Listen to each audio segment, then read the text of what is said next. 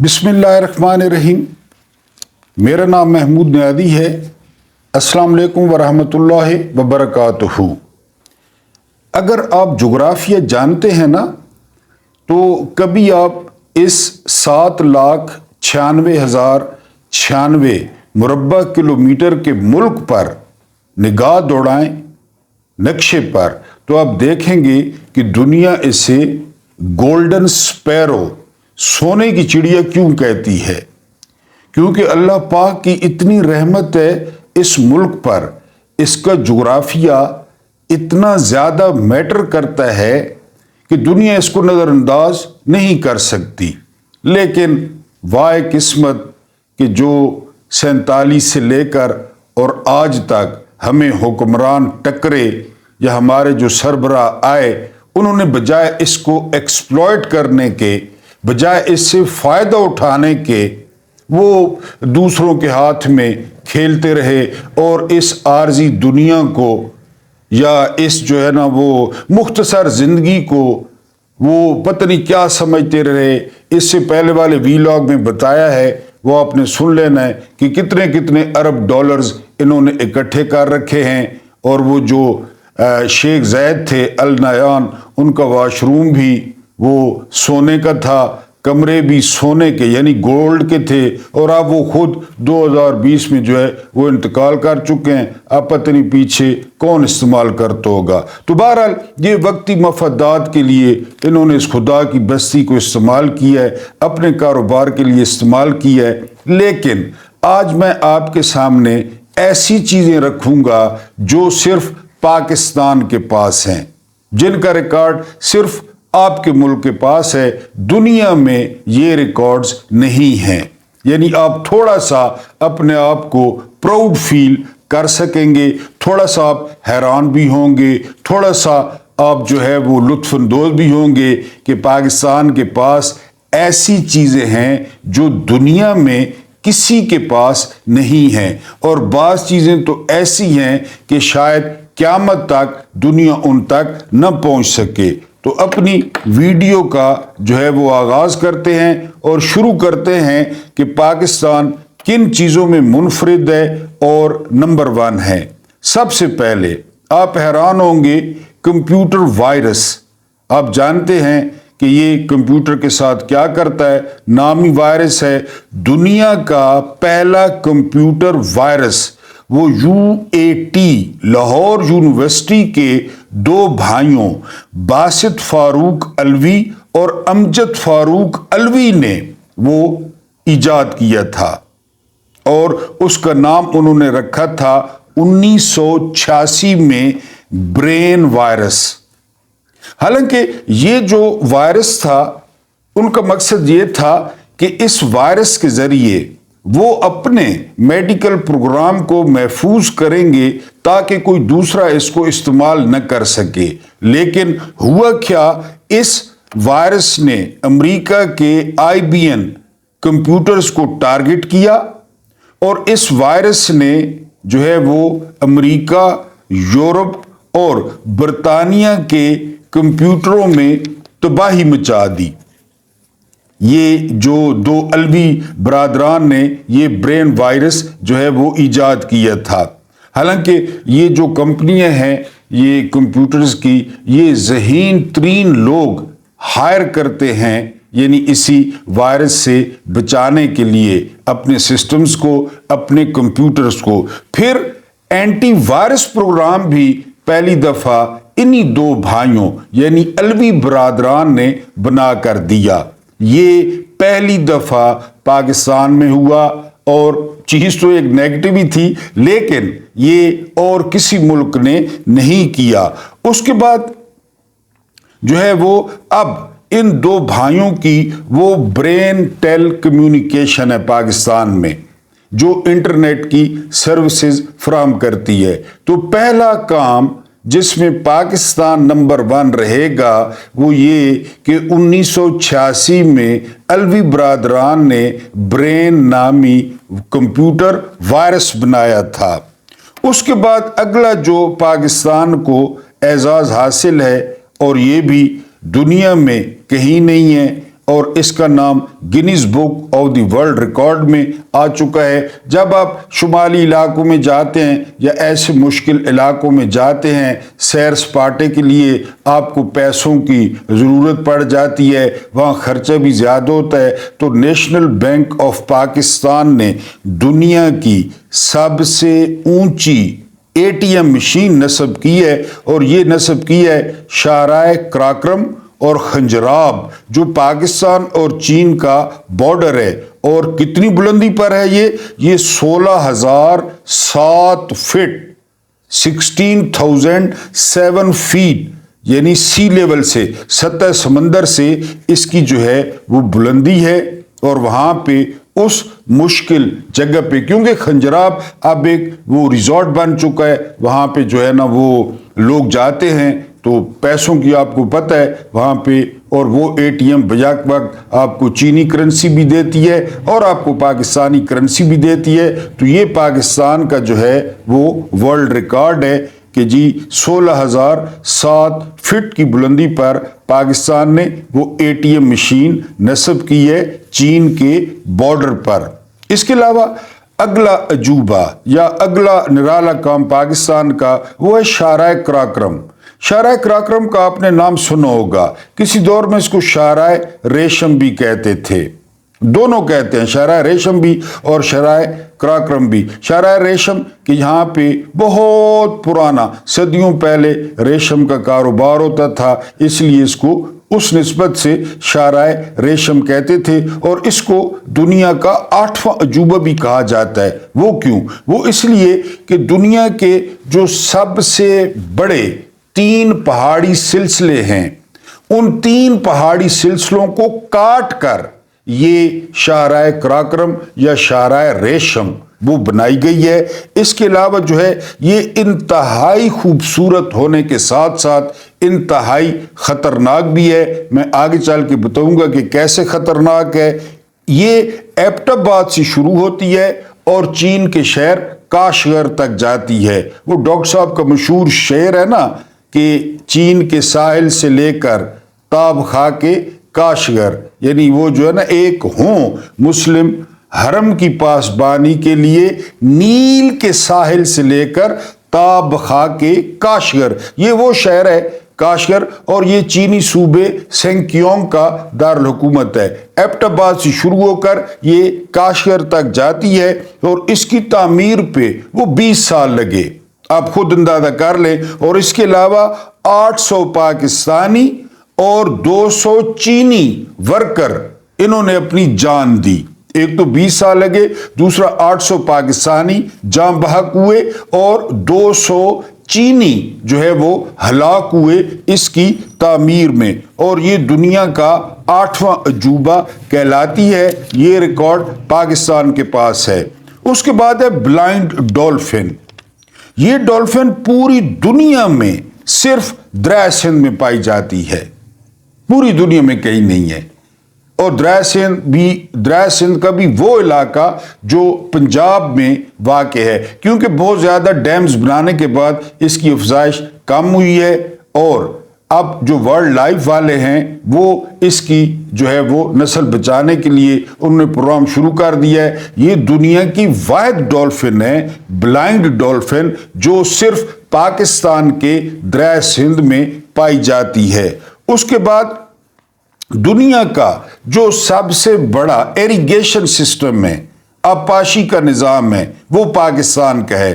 پاکستان چونکہ بہت زیادہ بلند پہاڑی سلسلے رکھتا ہے، تو اس لیے وہاں پر ہونے والی بارش وہ ندی نالوں کا باعث بنتی ہے، جس کی وجہ سے پاکستان میں آپ کو نالے، پاکستان میں آپ کو نہریں، پاکستان میں آپ کو جھیلیں قدرتی وہ بہت زیادہ جو ہے وہ نظر آئیں گی۔ اور اسی وجہ سے پاکستان کا جو ٹوٹل رقبہ ہے وہ 25% اس کا وہ قابل کاشت ہے، اس پہ کاشتکاری ہوتی ہے، اور 72% لوگوں کا جو روزگار ہے وہ اس سے جو ہے وہ جڑا ہے، اس زراعت سے۔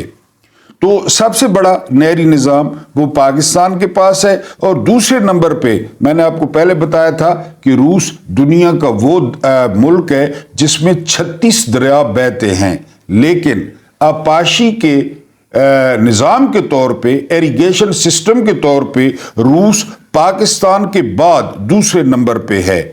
اس کے علاوہ دنیا کا 8واں بڑا ڈیم تربیلا ڈیم، وہ اس جو ہے نا نہری نظام کی وہ ریڑھ کی ہڈی ہے۔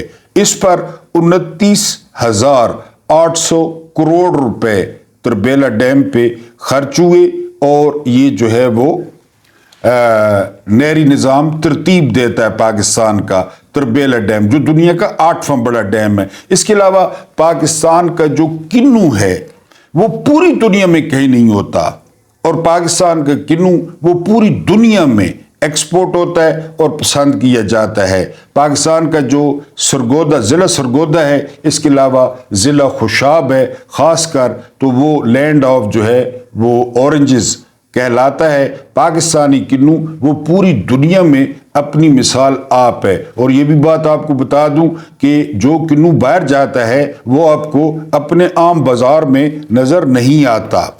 اس کے بعد جی دنیا کا سب سے جو ہے وہ ہاتھ سے بنا ہوا فٹ بال وہ پاکستان ایکسپورٹ کرتا ہے، یہ پوری دنیا میں اور کوئی نہیں کرتا۔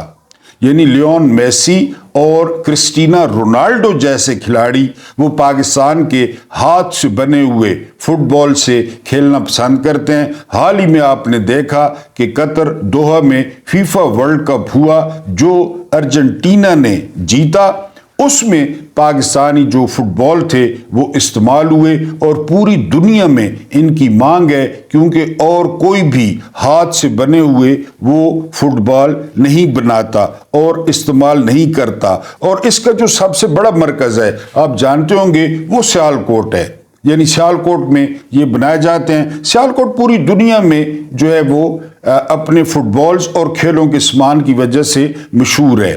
اس کے علاوہ جو ہے نا وہ سرجیکل انسٹرومنٹس، پاکستان کے جو آلات جرائی ہیں، وہ جو آپریشن وغیرہ میں استعمال ہوتے ہیں، وہ دنیا میں نمبر 1 ہیں۔ وہ سیالکوٹ اور گجرانوالہ میں تیار ہوتے ہیں اور پوری دنیا کو بھیجے جاتے ہیں۔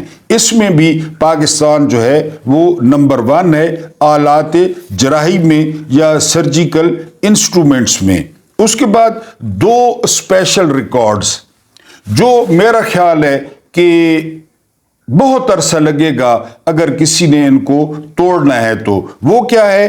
1 منٹ سے کم وقت میں جب محمد محمود عالم المعروف عالم نے انڈیا کے 5 ہنٹر مار گرائے تھے، یہ دنیا میں Guinness book of the world record میں موجود ہے، یہ دنیا میں کہیں نہیں ہوا، اور میرا خیال ہے کہ شاید آئندہ بھی نہ ہو کہ 1 منٹ سے کم وقت میں عالم نے 5 انڈیا کے ہنٹر مار گرائے تھے۔ اور لاہور میں ان کی یاد میں بڑا مشہور اور بڑا روڈ ہے عالم روڈ، یہ لاہور میں موجود ہے، انہی کے نام پر۔ ان کا پورا نام محمد محمود عالم تھا، بیسیکلی بنگال سے تعلق رکھتے تھے۔ اس کے بعد جو پاکستان کے پاس دوسرا ریکارڈ ہے وہ ہے 1 اینڈ اونلی جہانگیر خان، 6 دفعہ ورلڈ اوپن انہوں نے مسلسل جیتی، 10 دفعہ برٹش اوپن انہوں نے مسلسل جیتی، اور یہ بات آپ نے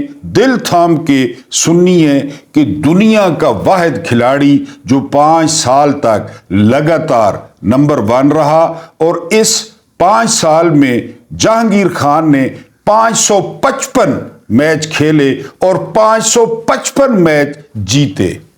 تو اب آپ خود اندازہ کریں یا کومنٹس میں لکھیں کہ یہ ریکارڈ وہ آنے والے کتنے عرصے میں کوئی توڑ سکتا ہے یا ٹوٹ سکتے ہیں، جب عالم نے 1 منٹ سے کم میں 5 ہنٹر جہاز گرائے انڈیا کے، اور جہانگیر خان نے 5 سال میں نمبر 1 رہ کر کسی بھی کھیل میں اور 555 میچ کھیلے، اور ان میں سے کوئی میچ بھی انہوں نے نہیں ہارا۔ اس کے بعد یہ Guinness book of the world record میں اس کا ذکر آ چکا ہے۔ उसके बाद दुनिया का सबसे ऊंचा पोलो ग्राउंड, आप काफी देखा होगा सुना होगा, सिंदूर, ये जी 12,140 फुट ऊंचा है सतह समंदर से, 12,140। और इसको बनाया कब गया? 1935 में। 1935 में इसको बनाया गया और ये बड़ा मशहूर है। इसको कहा जाता है दी रूफ ऑफ द वर्ल्ड, दुनिया की छत। अगर आपसे कोई सवाल करे कि रूफ ऑफ द वर्ल्ड किसे कहते हैं, तो आपने बगैर झिझके नाम लेना है सिंदूर का। यहाँ बड़ा मशहूर सिंदूर मेला भी होता है, दुनिया भर से यहाँ सयाह आते हैं। अगर मैच न भी हो रहा हो तो दुनिया सिर्फ सिंदूर के इस खूबसूरत ग्राउंड को आप जो है वो यूट्यूब कर सकते हैं इसको और देख सकते हैं कि कितना अजूबा है और कितना खूबसूरत है ये पोलो ग्राउंड, जो कि 12,140 फुट की बुलंदी पर है। उसके बाद सियाचिन ग्लेशियर, यानी जिस तरह ये पोलो का ग्राउंड वो दुनिया का सबसे ऊंचा ग्राउंड है, इसी तरह सियाचिन ये दुनिया का सबसे ऊंचा मैदान जंग है। कितना ऊंचा है जी? 17,700 फुट ये सतह समंदर से ऊंचा है। 1984 में इस पर इंडिया ने कब्जा कर लिया ज़िया साहब की गफलत की वजह से, और उस वक्त से वहाँ पे दू बदू लड़ाई जारी है और दर्जा हरारत वहाँ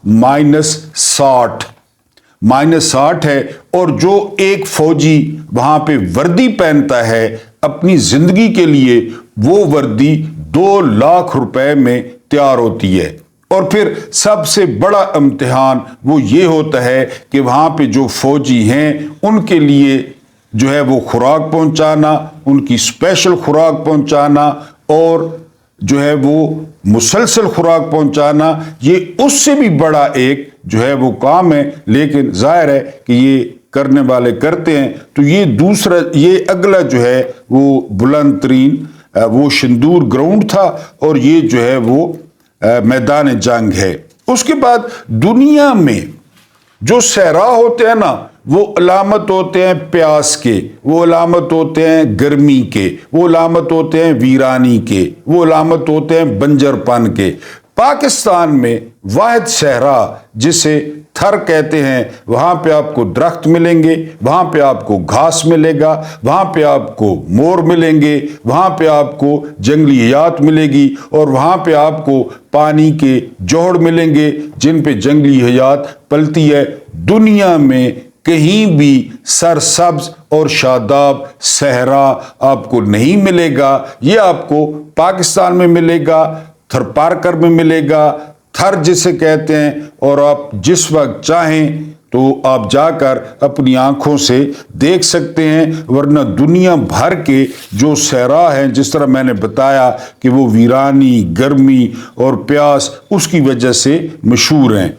उसके बाद जी एक और इंतहाई दिलचस्प रिकॉर्ड जो पाकिस्तान के पास है, दुनिया का सबसे बड़ा हैंडमेड जंगल लाहौर से 80 किलोमीटर के फासले पर जो मशहूर व मारूफ है छांगा मांगा।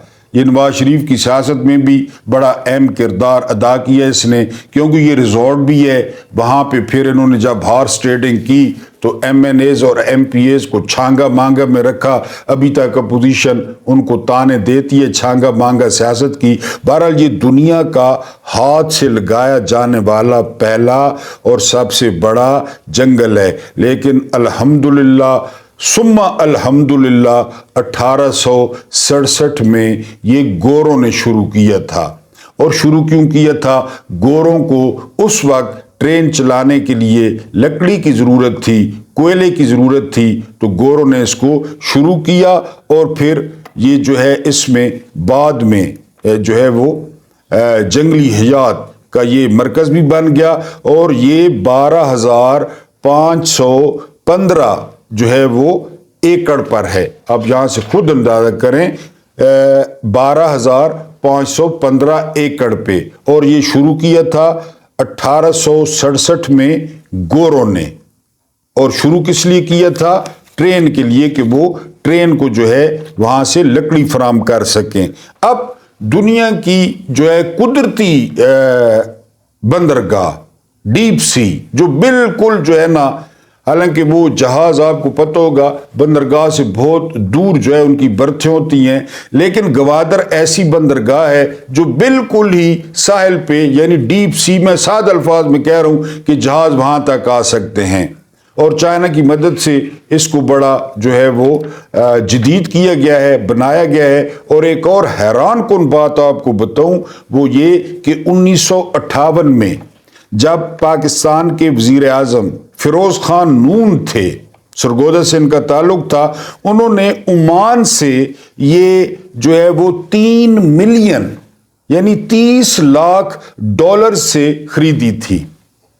یعنی آپ کو یاد بھی نہیں ہوگا، فیروز خان نون یہ پاکستان کے وزیر اعظم تھے۔ سول قیادت ہوتی ہے، آپ مانے یا نہ مانے، سویلین کا اور مائنڈ سیٹ ہوتا ہے، لیکن بار بار کہہ چکا ہوں، افسوس یہاں پہ تجربات ہوتے رہے۔ اب دیکھیں 1958 میں خریدی گئی گوادر پورٹ، وہ آج دنیا کی جو ہے پہلی ڈیپ سی بندرگاہ ہے، اور پوری دنیا کی نگاہیں اس پر ہیں کہ گرم پانیوں تک وہ وہاں سے اپنی تجارت کریں، اور وہاں پہ اربوں ڈالرز لگا چکا ہے چین، اور لگا رہا ہے کیونکہ اس سے بہت قریب پڑتی ہے کہ وہ اپنی تجارت وہاں سے کرے، اور شروع بھی ہو گئی ہے، اور اس میں پاکستان کا بھی بہت زیادہ فائدہ ہے۔ دوبارہ بتا دوں کہ 1958 میں فیروز خان نون پاکستان کے وزیر اعظم تھے، انہوں نے عمان سے، یہ جو ہمارے قریب عرب ملک ہے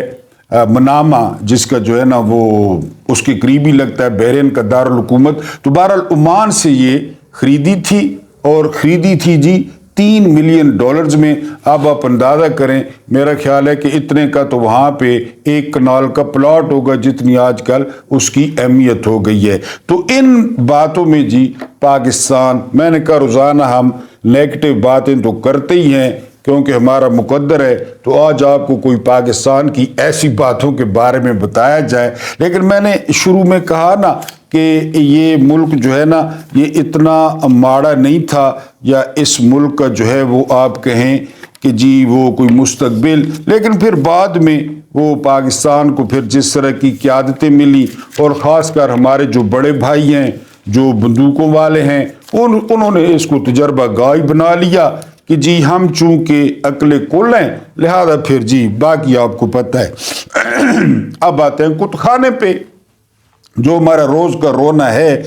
اب ایک آج انصار عباسی صاحب ہیں، ٹوٹ اعلیٰ ہیں، ٹوٹ آدم ہیں، صبح سویرے درود پاک ٹویٹ کرتے ہیں، اور پھر سارا دن ٹوٹی کرتے ہیں، ادھر کی لوتیاں ادھر لگاتے ہیں، پتہ نہیں آپ کو لوتیاں سمجھ آتی ہیں، چغلیاں ادھر کی چغلیاں ادھر لگاتے ہیں، اور ادھر کی چغلیاں ادھر لگاتے ہیں۔ انہوں نے ایک پیغام جو ہے وہ دیا ہے اپنے کالم میں کہ جی کچھ پاکستان کے خیر خواہ، انہوں نے کہا جی کہ 3 وفاقی وزیر ہیں، بہت جو ہے نا وہ سابقہ نیوٹرل ہیں، بہت زبردست ہیں، نام نہیں لکھے، اور ایک 3 سٹار جنرل ہیں، لیفٹیننٹ جنرل۔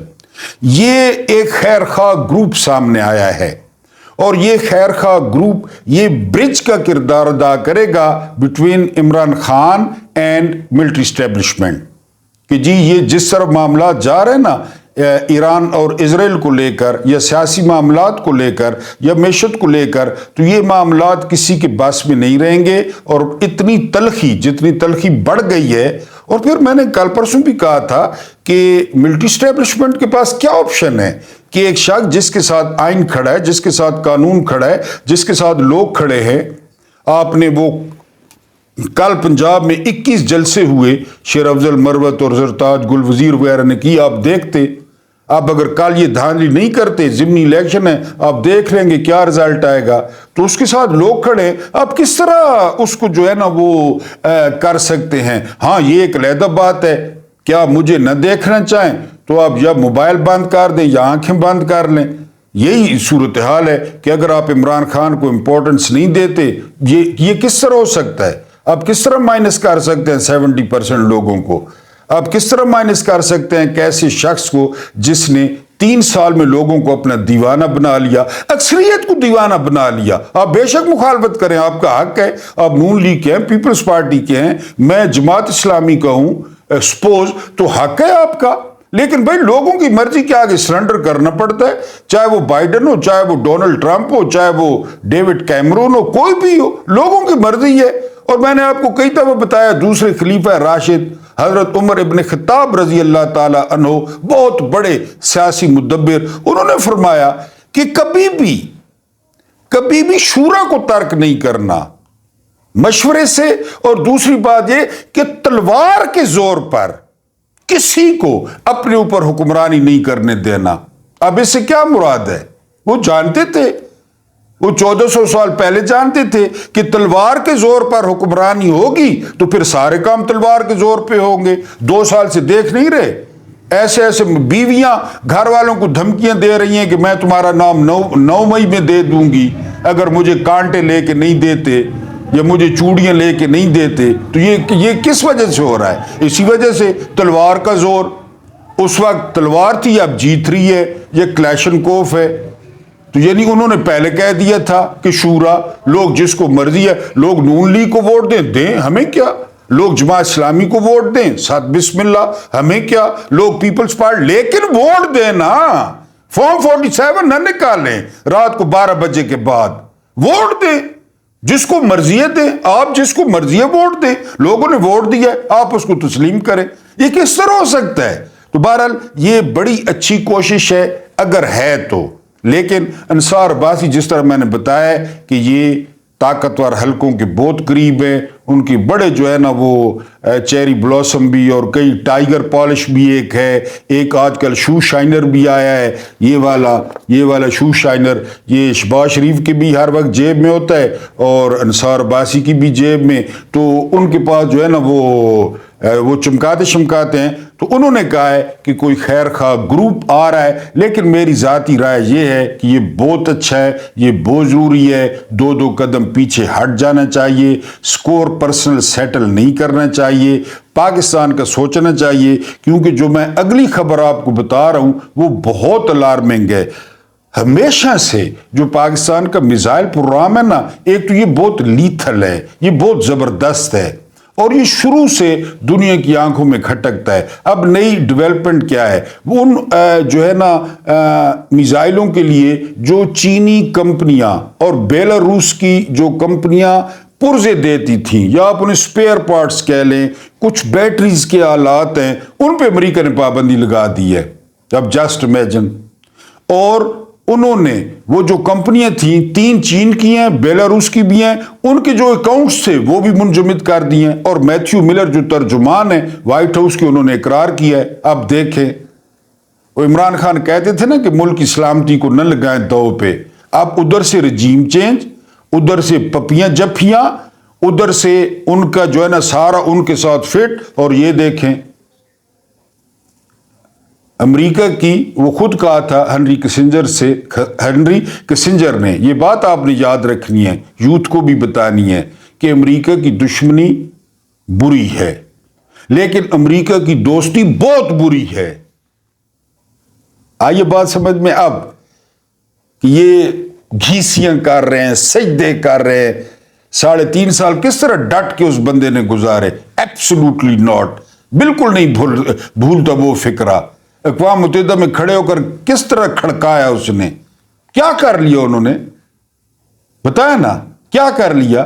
دنیا خودداروں کی عزت کرتی ہے، دنیا خودداروں سے ڈرتی ہے، دنیا غیرت والوں سے ڈرتی ہے۔ کیا کر لیا امریکہ نے 3.5 سال میں؟ ایک ڈرون حملہ ہوا، اڈے دیے گئے، اب پھر باتیں ہو رہی ہیں کہ بلوچستان میں اڈے دیے گئے ہیں یا دیے جا رہے ہیں، وائے، اور ہمیں کہا جا رہا ہے کہ افغانستان سے دشمنی مول لو، کیوں مول لیں؟ لیکن آرڈر آ رہے ہیں۔ یاد رکھنا ہے امریکہ کی دشمنی بری ہے لیکن دوستی بہت بری ہے، اور یہ انہوں نے پابندیاں لگا دی ہیں۔ اب پتہ کیا وجہ کیا ہے کہ جی ٹرانسفر، یہ جو آلات ہیں نا، یہ ٹرانسفر کو یہ ڈسٹرب کریں گے۔ اب ٹرانسفر سے کیا مراد ہے؟ یعنی ان کو خطرہ لگ گیا ہے کہ ان کے جو میزائل ہیں یہ ایران کو نہ دے دیں۔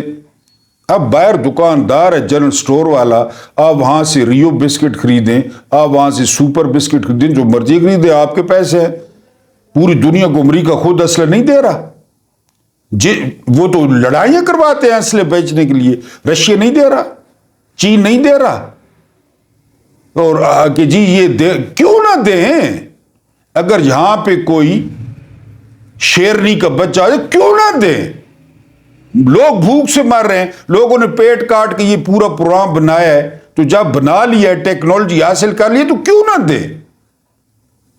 آپ جو جا کر بازار سے جو ہے نا وہ بندوق خریدتے ہیں، بالکل آپ جائز طور پہ جا کے خریدیں، دکاندار آپ کو یہ کہے گا کہ فلاں جگہ پہ فائر کرنا ہے، فلاں جگہ پہ فائر نہیں کرنا، اس نے پیسے لینے ہیں، رسید دینی ہے، جائز طور پہ آپ کو اسلحہ دے دینا کہ ٹھیک ہے جی آپ اپنی ضرورت کے لیے لیں، آپ نے کارتوس لینی ہے، آپ نے گولیاں لینی، وہ دے گا اور دینا چاہیے۔ وہ آپ کو بتائے گا کہ شادی پہ آپ نے ہوائی فائرنگ نہیں کرنی، ادھر نہیں کرنا، شکار نہیں کرنا، وہ آپ کو ساتھ اتنا شرائط نامہ دے گا استعمال کرنے کے لیے۔ امریکہ پوری دنیا کو اسلحہ دے رہا ہے، افغانستان میں ڈھیروں اسلحہ جان بوجھ کے چھوڑ گیا کہ بعد میں طالبان لڑیں گے اور مریں گے، ہم نہیں بیچ سکتے۔ یہ کون سی آزادی ہے؟ اور آپ اس نے پابندی لگا دی ہے، یہ اور گھیسیاں کریں نہ گھیسیاں، اور ان کے سامنے ڈٹ جائے نا، وہ آخر ہم نہیں جی بس۔ میں نے آپ کو ایک ویلاگ میں بتایا تھا، کسی ملک پہ حملہ کرنے سے پہلے پورا CIA سے بیک اپ لیتا ہے کہ ان کے پاس میزائل تو نہیں ہے، ان کے پاس اسلحہ تو نہیں ہے، ان کے پاس کوئی ٹیٹ فضائیہ تو نہیں ہے۔ CIA کہتی ہے نا کچھ بھی نہیں ہے، مارو وین، عراق دیکھ لیں، افغانستان دیکھ لیں، شام دیکھ لیں، ویتنام دیکھ لیں، کرے نہ چین پہ حملہ، کبھی کرے نہ رشیا پہ حملہ۔ یعنی میں سمپل آپ سے لاجیکل سوال پوچھ رہا ہوں، کرے نہ رشیا پہ حملہ، چین پہ کرے، فرانس پہ کرے، اس کو لگ پتہ جائے ویسے ہی۔ لیکن پھر آپ کو پتہ ہے کہ اس کے لیے تھوڑی خواری تو کاٹنی پڑتی ہے، پروٹوکولز، اس کے علاوہ جو ہے نا ٹک ٹاکیں، اور جو ہے نا وہ برانڈڈ بیگز، برانڈڈ جوتے، برانڈڈ سوٹ، 7-7 لاکھ کی ٹائی، یہ تو پھر ظاہر ہے جی، یہ تو پھر پیبند بھی لگ جاتے ہیں ایک کرتے میں، یہ تو پھر اس طرح تو نہیں ہوتا نا۔ پھر ڈیول نیشنلٹیاں، پھر بچوں کی اسکالرشپ، پھر لاس ویگاس کے جوئے خانے، تو یہ پھر ہے، یہ معاملہ ہے۔ تو بہرحال جی انہوں نے پابندی لگا دیا۔ اگلی خبر کیا ہے؟ اگلی خبر سنیں، پاکستان سے اسرائیل کا فاصلہ وہ کتنا ہے جی؟ یہ میں آپ کو، نظر میری کمزور ہے، 3283 کلومیٹر، بڑے غور سے سننی ہے۔ پاکستان سے اسرائیل کا جو فاصلہ ہے وہ ہے 3283 کلومیٹر۔ جو شاہین 3 بیلسٹک سب سے بڑا میزائل ہے پاکستان کا، اس کی رینج کیا ہے؟ 2750۔ ڈاٹ کنیکٹنگ کر لیں پلیز۔ پاکستان سے اسرائیل 3283، شاہین 3 سب سے بڑا بیلسٹک میزائل جو کوئی سا بھی وار ہیڈ کیری کر سکتا ہے، 2750، صرف 500 کلومیٹر کا فرق ہے۔ جب ادھر سے نعرہ تکبیر اللہ اکبر کر کے، یہ کوئی ایرانی ڈرون تو نہیں ہے نا وہ آہستہ سپیڈ والے، یہ تو پھر شاہین 3 ہے جس طرح نام ہے، اور 95 لاکھ آبادی ہے ٹوٹل، میرا خیال ہے 2.5 شاہین کافی ہوگی انشاءاللہ۔